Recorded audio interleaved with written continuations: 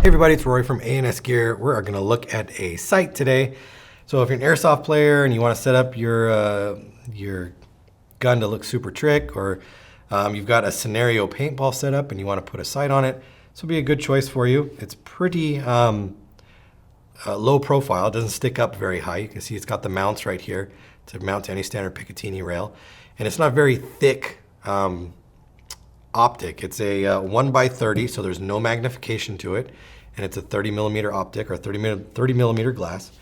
So not really huge, so it stays pretty slim and pretty low profile. It's got all the standard things that you would see. We talked about the mounts already right there.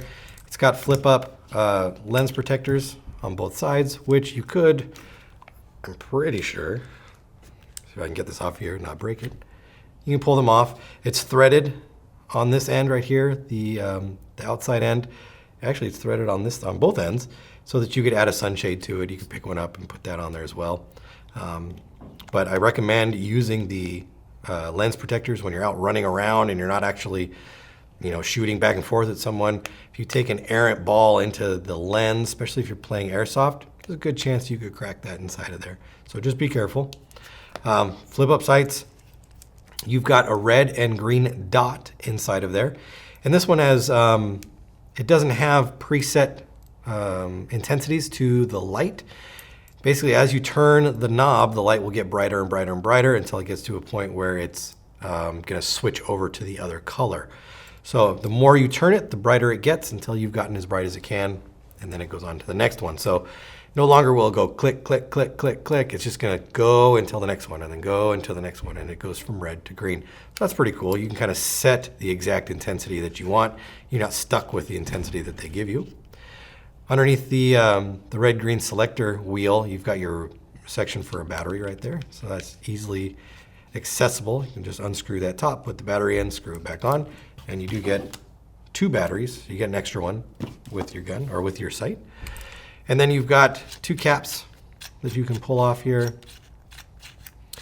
And these are for your windage and for your elevation. So if you want to get it as close as possible to being dead on accurate, this is where you would toggle and tinker until you're close to wherever your ball happens to be going, or your airsoft BB happens to be going.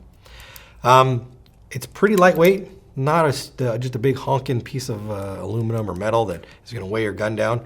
And I like the fact that it is so low profile and streamlined. It's nice. So you're gonna get batteries, Allen key to do your tightening, and an extra screw just in case you lose one.